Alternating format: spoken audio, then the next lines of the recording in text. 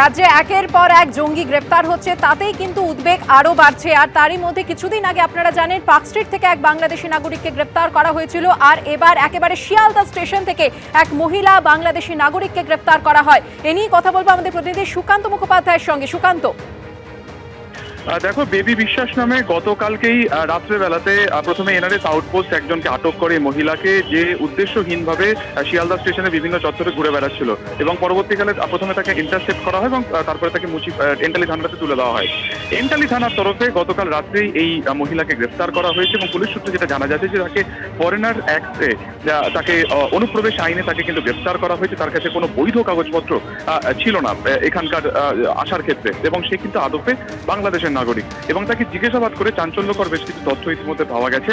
জানা গেছে ঠিক 12 দিন আগে বসিরহাট এলাকার যে সীমান্ত রয়েছে, বাংলাদেশ সীমান্ত, সেখান থেকে সে অনুপ্রবেশ করেছিল এবং সেখান থেকে সে প্রথমে চলে যায় মুম্বাইতে, এবং সেখানে সে কাজের আশাতে গিয়েছিল। কিন্তু এই বাংলাদেশি ইস্যুতে সারা দেশ জুড়ে বিভিন্ন জায়গাতে ধরপাকড় চলছে। মুম্বাইতে মুম্বাই পুলিশের তরফেও ধরপাকড় চলছিল, যেহেতু তার কাছে কোনো আইডি ছিল না। পরবর্তীকালে সে ভয় পেয়ে যায় এবং সেখান থেকে সোজা ট্রেনে করে গতকাল বিকেলে এসে নামে কলকাতাতে, এবং ট্রেন থেকে নামার পরে বিভিন্ন জায়গাতে সে ঘুরছিল, শেল্টার নেওয়ার চেষ্টা সে করছিল, এবং সেই সময় কিন্তু পুলিশ তাকে ইন্টারসেপ্ট করে।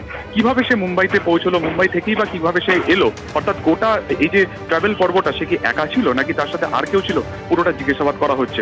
আমরা জানি যে এর আগে গত মাসে এবং এই মাসের শুরুর দিকে পার্ক স্ট্রিট থেকে দুজনকে গ্রেফতার করা হয়েছিল, মার্কুই স্ট্রিট থেকে। দুজনই কিন্তু বাংলাদেশি বাসিন্দা, দীর্ঘদিন ধরে এখানে থাকছিল, তাদের কাছে কোনো বৈধ কাগজপত্র ছিল না, জাল আধার কার্ড তারা বানিয়েছিল। সেই পরিপ্রেক্ষিতে অত্যন্ত গুরুত্বপূর্ণ যে কলকাতাতে আরো একজন বাংলাদেশি অনুপ্রবেশকারীকে তাকে ধরা হলো। এবার কিন্তু এই অভিযুক্ত মহিলা, আজকে এই মহিলাকে শিয়ালদা আদালতে তোলা হবে, নিজেদের হেফাজতে যাওয়া হবে, এবং তার কোনো গতিবিধি কি ছিল, কোথায় কোথায় সে গিয়েছিল, সমস্ত কিছু কিন্তু চেক করা হবে। ধন্যবাদ। দাবায় একের পর এক রেকর্ড ভেঙেছে তারা, তৈরি করেছে নতুন রেকর্ডও।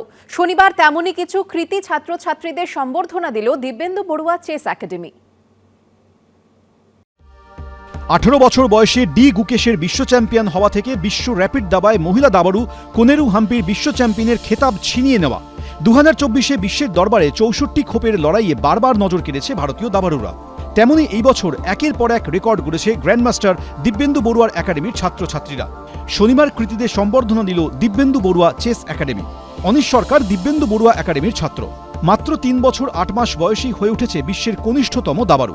এদিন তাকে সম্বর্ধনা দেওয়া হয়। সম্বর্ধনা দেওয়া হয় মেয়েদের অনূর্ধ্ব 16 কমনওয়েলথ চেস চ্যাম্পিয়নশিপে সোনা এবং রূপজয়ী মৃত্তিকা মল্লিককে।